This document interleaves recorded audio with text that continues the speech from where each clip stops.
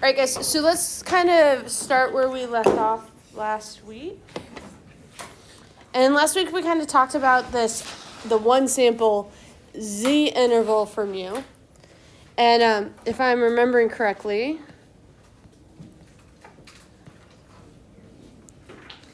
what we said was the way you calculated that interval is you would have done your x bar plus or minus a z star. And the standard deviation formula we would use is sigma over the square root of n. Yes? This feels familiar? And life is well and good if we know sigma. What was sigma again? This is the population's standard deviation. Now, for the most part, when we're running a test or an interval, it's because we don't know things about the population, not because we do. So most of the time, we aren't going to know sigma, and we have to use S, that standard deviation of the sample itself. Do you guys remember, was S a good estimator of sigma? No. So because of that, we're going to use a different critical value called T. So the one sample T interval from you is the one you're going to use 99% of the time. And it's x bar plus or minus T star times S over the square root of n. Okay? And here's the deal about the distribution of T's. So if you guys recall, z-scores, the distribution of z-scores for a sample have a mean of 0 and a standard deviation of 1. Okay? And we calculated those by taking the sample value minus the population value divided by the standard deviation, yes? We're still going to do that when T is calculated. However, the distribution of T stars, it depends on the sample size, okay? So, for instance, if this is the perfect world where we know the population standard deviation, cool?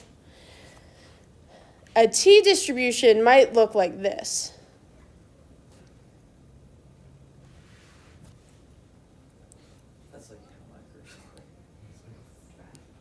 It's like a slightly wider normal curve, kind of. Is everybody with me? And what happens then is my T stars are slightly larger than my Z stars because we're less certain because our estimate isn't as good, so we need more wiggle room. Everybody good? Now, when we did a sample size of 10, that S jumped all over the place. When we did a sample size of 50, it jumped, but not to the same extent, right? So T distributions are based on sample size. So this one might be my sample size is like 100, whereas this one, the green one, might be my sample size is 10. And so the smaller the sample size, the wider the graph, the more wiggle room our T star gives us. Is everybody good so far? All right. So why do we use T instead of Z? We have to use S instead of sigma. And S is not a good estimator of sigma.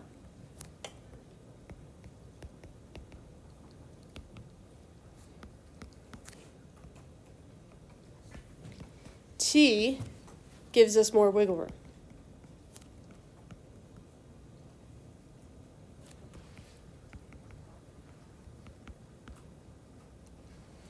Okay. And I said your T distribution is based on your sample size, and that I wasn't lying when I said your T distribution is based on your sample size, okay? But what we use to define it is something called a degrees of freedom, we'll abbreviate that DF. And the degrees of freedom is always your sample size minus 1.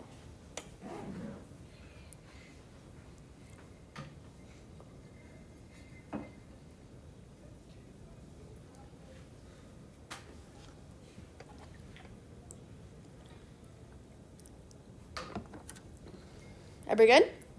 All right, so how do I find my T star? If I'm trying to find a T star for a 95% interval with a sample size of 30, I'll make my center 0. And you guys, if my sample size is 30, what is my degrees of freedom? 29, because 30 minus 1 is 29, yeah? Okay. And if we're 95% confident, this would be 0.95.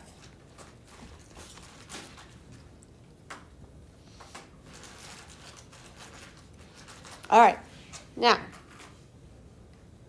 you guys, what does that make this area? 0.025. Yeah? Yeah? Okay. So, if this were an inverse norm question, where would we go in the calculator?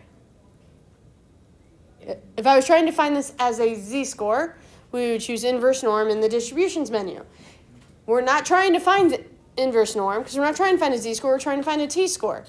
But we're going to go in that exact same menu. So go ahead and hit second vars to bring up the distributions menu. Does anybody see anything that will help you? Inverse t. Now, you guys, inverse t does not give you the option of left, center, and right. Are you all with me? That's because that would be way too much to program, apparently. Okay, so what you pick is the left-hand area every time. So the area you're going to give your calculator is 0.025.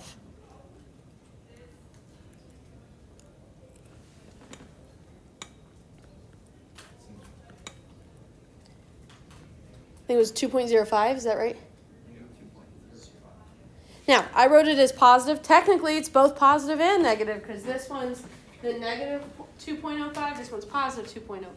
But in reality, we're saying the middle 95% of my X bars are 2.05 standard deviations from the mean. Everybody good? All right, so if we could bump over to the one next to this, what can we say about the value we're going to get if n is equal to 50? Should be smaller, like a lot smaller?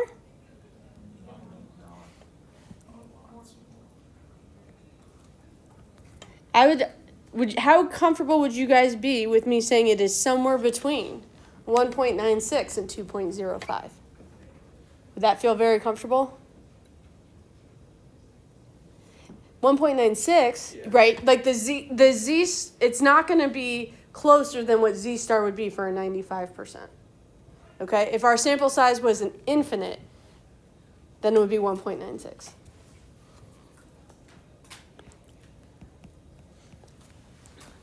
I think it was 2.01, but I'm just doing that from memory. You guys, if I did 99% with n equals 50, oh, by the way, you'd be expected to label your degrees of freedom as well. If I did 99%, would my T star be bigger or smaller? If we're 99% confident, would we have a larger or smaller margin of error? We'd want to be, if we're more confident, our margin of error would be larger. Picture-wise, how does this change? 99% would mean I'd have to be here. Yeah? I'd be covering more of the graph, so a more extreme T star.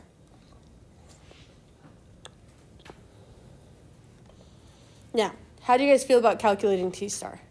Like, I don't need to go through 50 examples if you guys feel good about it.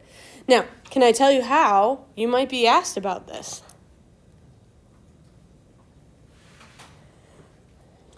Let's say that you take they ask, what they'll do is they'll ask you to do a 95% confidence interval in a certain area, like for a certain sample and stuff, right? And then it might be 2.3 plus or minus 2.3 times 5 over the square root of 30. And then the next one will be 2.3 plus 2.01 times 5 over the square root of 30. And then the next one will be 2.3 plus or minus 2.01 times 5 over the square root of 29. And you guys are starting to, do you guys see what I'm saying? Like, this is how they're going to ask you about something like this, right? There's two components we're looking at here. One, what belongs here? And it is the square root. It's not the degrees of freedom. It's the square root of your sample size. And then they're going to ask you, oh, this one will be 1.96 times 5 over the square root of 30, right? They will have one that is the z star instead of the t star. Do you guys see what I'm saying? Like, this is how we can ask you about the structure of the confidence interval without the calculator shortcut being there for you. Does this make sense? All right, now, is anybody shocked to see that the conditions to do this one sample t interval for mu are random, normal, and independent? I don't think you should be. Yeah, random, normal, independent keeps showing up for a reason. Yeah? All right, random will be given, yes? Should the distribution of x bars to estimate mu have the same normal condition as p hat to estimate p? Nah, because what makes p hats normal is not the same thing as what makes x bars normal. Is everybody good? Does anybody want to guess what the normal condition for x bars could be? N is greater than or equal to 30, because that was one of the ways the sampling distribution, the x bars, regardless of the shape of the population, the x bars would still be normal. Or if the population is normal. Now, I'm not going to write down population as normal. Why shouldn't I write down population as normal? Because, of course, like, we don't know anything about the population. That's the whole point. Okay? In reality, the x bars, like, let's say I had a sample size of, say, 25 from a symmetric, just not mound-shaped distribution, like a uniform distribution or something. The x bars are still going to be normal. Okay? And that's what we want, is the x bars to be normal. So the rule for, like, if your sample size is smaller than 30, first of all, it's a little bit of it kind of depends, because this is not as robust a procedure, okay? But typically what we do is we look at a graph of the sample itself.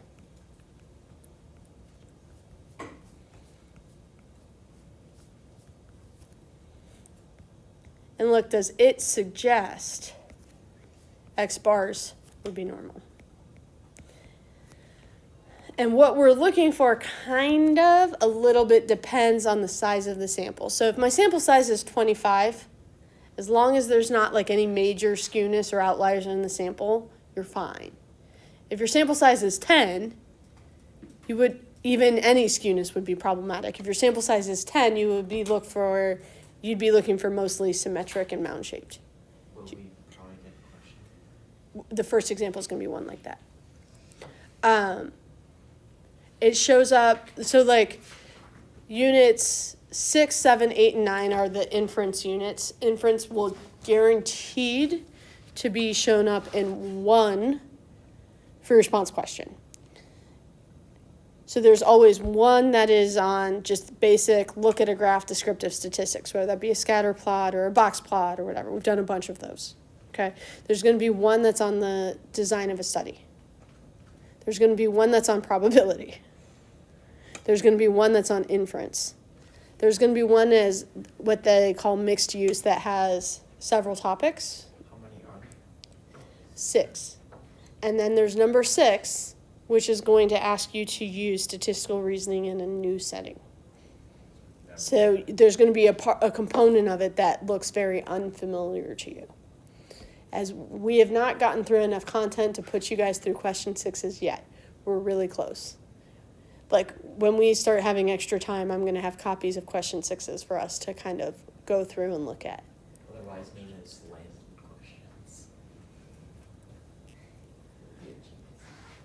Anyway, okay. And then lastly, independence is same as before. So let's look at what one of these might look like, okay?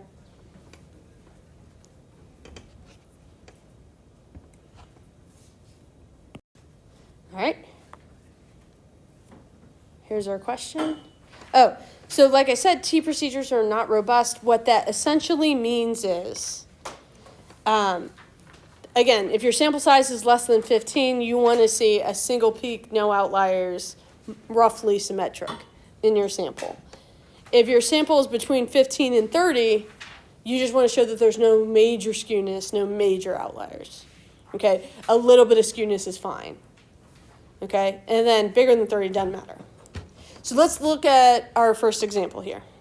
This is, you guys, I have no idea about the mesh that goes into making a screen of some kind, but we can all understand that there is a measurement that measures the quality of a screen in terms of, like, I'm assuming the mesh is there as a stability, like, structural component. All right. So as we look at this,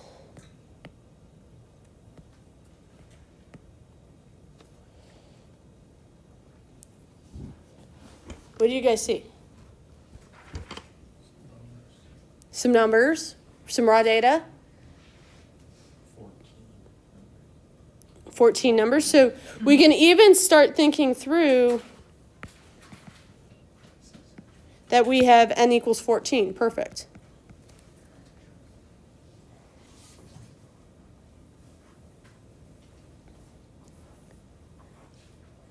And when you say numbers, that means a quantitative variable from a single sample. And we want to do an interval. So all of that tells me, quantitative tells me mean. So we're doing a one sample t interval for mu. And what is mu? I'm going to say true mean, but it's the same idea. True mean screen tension.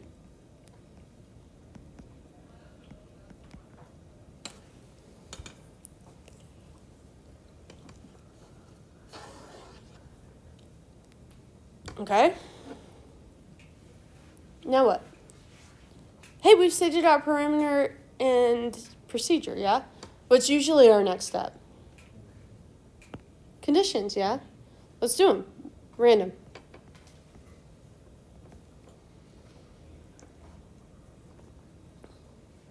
What is this random? Given random sample. Sweet.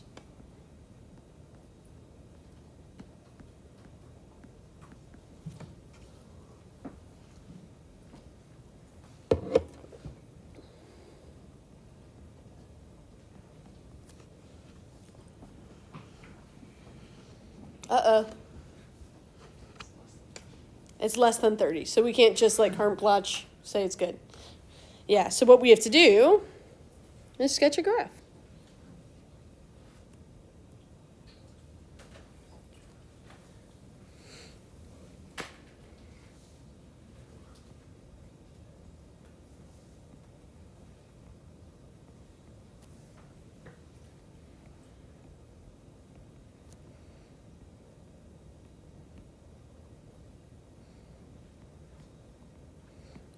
And if you chose a different scale, cool.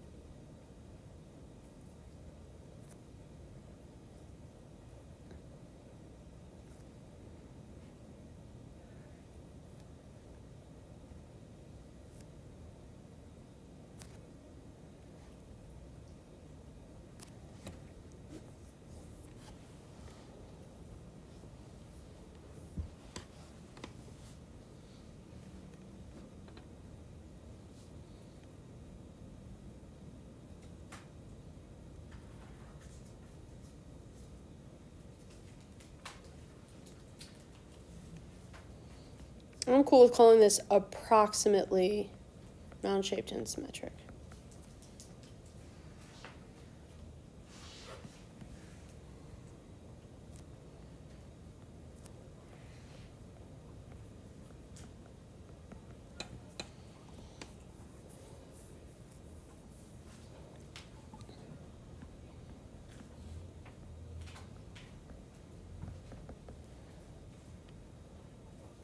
And I'm comfortable saying 14 is less than 10% of screens within a certain day.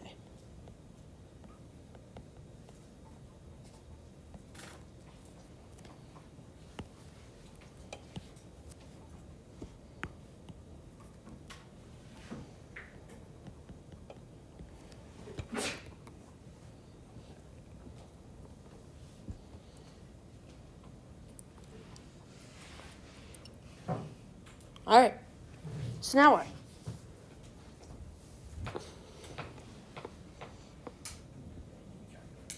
We need to do some calculations. And guys, are you with me? What calculations would we need? The mean, the standard deviation of the sample. So we would need X bar. We would need S. We would need that sample size, which we already noted, right? Technically, we would need a T star, yeah? But in the same way that we didn't have to write down Z star, we don't have to write down T star. So don't worry about it. Okay. Now, what we need to do, though, is make these calculations. So, just like before, we're going to use a shortcut in the calculator. We're going to hit stat. We're going to go over to tests. Do you guys see anything that'll help you? T interval. Option 8 says T interval. Yes? Now, you have the choice between data and summary stats. Okay, so do we have the summary stats? No, so we need to do this of the raw data. So we better put in the raw data. So go ahead and put the data into L1.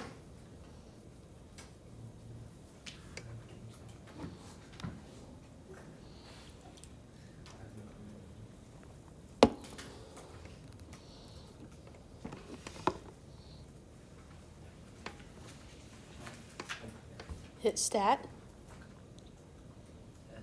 edit.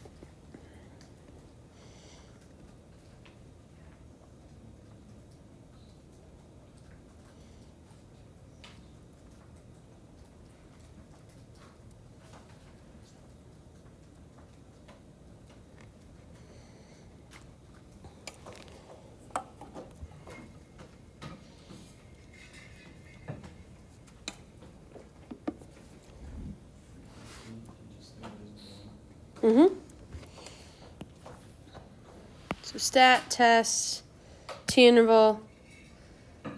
This time we're doing it from the raw data. I'm going to change this to a 0.9. Enter. Notice that it gives you the X bar that they need. So remember, the rule of thumb is if you need to tell the calculator or the calculator tells you, that's important information that you need to write down. Wait, where'd you get the confidence level? Oh. What's the frequency? That's if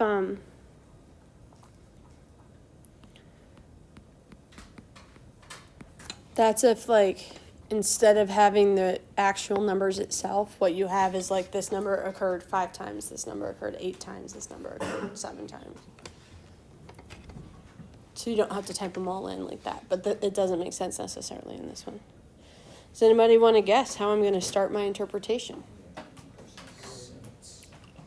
Not since, because it's a confidence interval. We are 90% confident.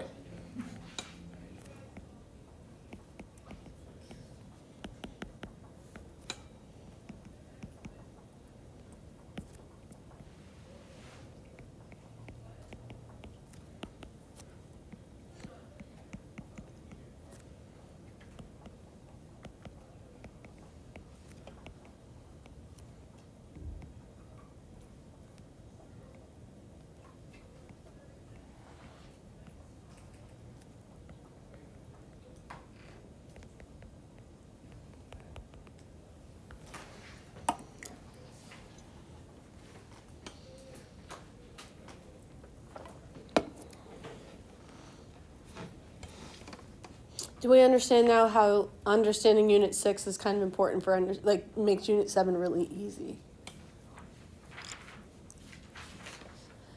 Let's look at another example.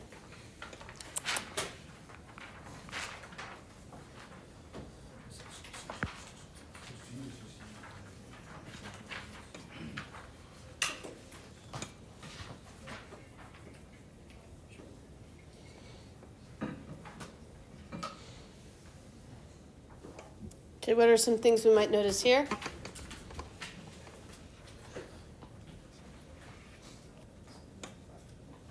%, okay.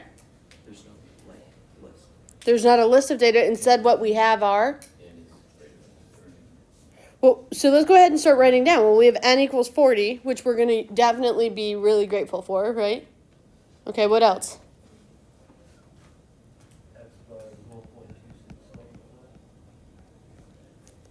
And then this standard deviation, guys, what is it describing? The population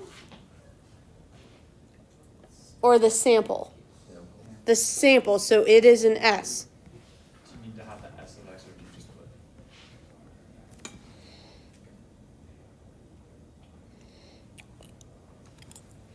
So, knowing that information, what procedure should we use? A one sample t interval for mu, where mu is the true mean NOx level. Nitrogen oxides, duh. Cool, and what conditions need to happen? Is it? Oh, we were given a random sample. Sweet.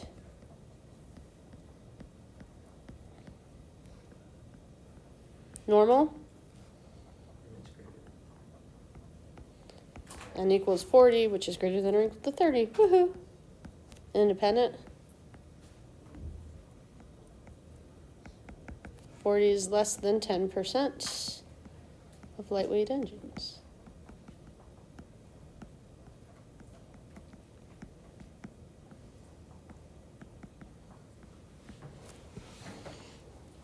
Okay, so now how do we get the interval? Stat, arrow over to calc, or stat, arrow over to tests. You're going to choose T interval again, but this time just highlight that what you have is the summary stats.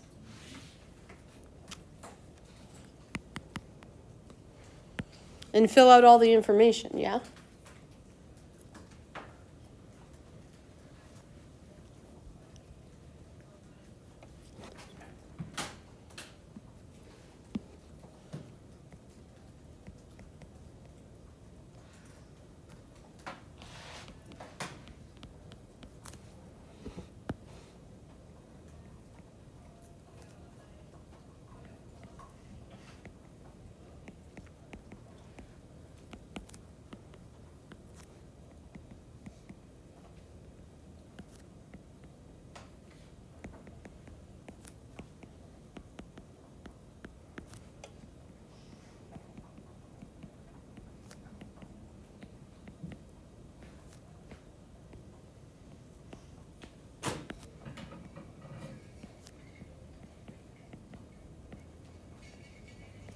And if the EPA requires that it be 1 or less, how's this company doing?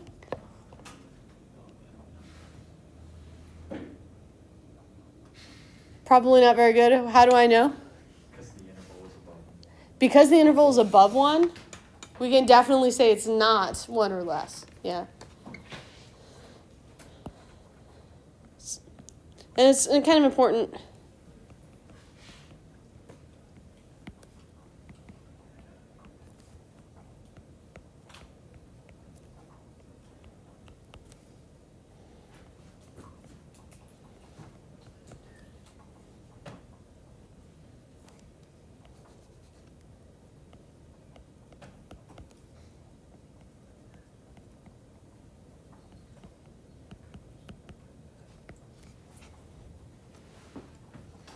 Are we feeling okay about these? All right. So tomorrow we're going to do a few